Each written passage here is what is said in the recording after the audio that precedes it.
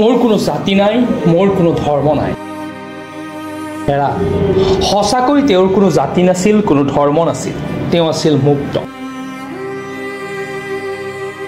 চৰাইৰ দৰে উৰি ফুৰিব বিচাৰিছিল, আকাশৰ দৰে বিশাল মনৰ আছিল। অসমবাসীৰ হিয়াৰামতো জুবিন গাৰ্গ আমাৰ নক্ষত্ৰ আছিল। উজলি থকা সূৰ্যটো আজি যেন ক্লান্ত, নিথৰ হৈ আহি আছে তেওঁৰ শৰীৰ। ভিন্ন ঠাইত ৰূপায়িত হৈছে শ্ৰদ্ধাঞ্জলি পৰ্ব। চাংচাৰীৰ ট্ৰাক মালিক সন্থাই আজি জুবিন গাৰ্গলৈ জনালে অশ্ৰু অঞ্জলি। মানে সঁচাকৈ মানিব নোৱাৰা কথা। যোৱাকালি আমি হঠাতে খুব দুখিত। আমিতো মানে এতিয়াও মনত তেনেকে অহাই নাই যে তেখেত আমাৰ মাজৰ পৰা গুচি গ'ল।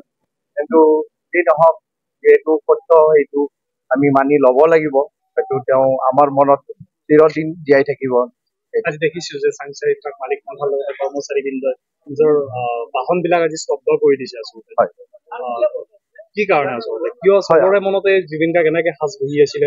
হয়, আমি জুবিন দাৰ ধৰি লওক মানে আমি নিজেও তেখেতক আমন্ত্ৰিত কৰিছিলো। আমি মালিক সন্থাই বা ওচৰ চুবুৰীয়া আমাৰ আঞ্চলিক আমি তেখেতৰ লগত আমাৰ মালিক সন্থাও জড়িত আছিল।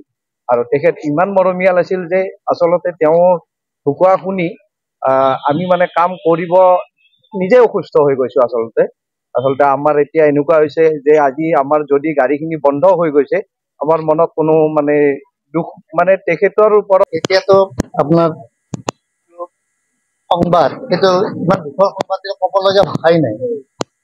তেখেতৰ আমি আগতে তেখেতক আমি পাইছিলো, আজিৰ পৰা ধৰক 90 মানত পাইছিলো। তেখেত তেতিয়া মিউজিচিয়ান আছিল জিতুল সোণোৱালৰ লগত।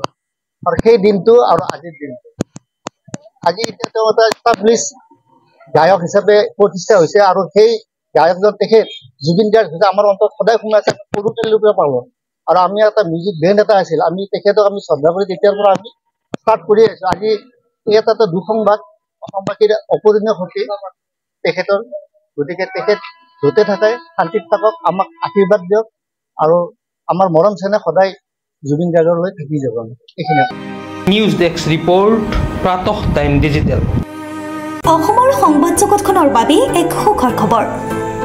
আপোচবিহীন ৰাইজৰ কণ্ঠ সাপ্তাহিক কবচ পুনৰ এবাৰ অসমৰ ৰাইজৰ মাজলৈ।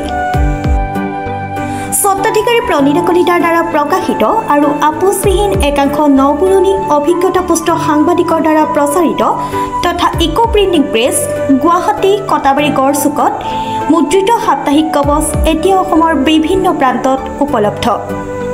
আমাৰ ঠিকনা মুখ্য কাৰ্যালয় অসম ফৰেষ্ট স্কুল, হৰি মন্দিৰ পথ, গুৱাহাটী, আৰু উপ কাৰ্যালয় Kalita market, Bijoynagar, Kamrup, Asom. Mobile number হৈছে 9435114666 70024728813।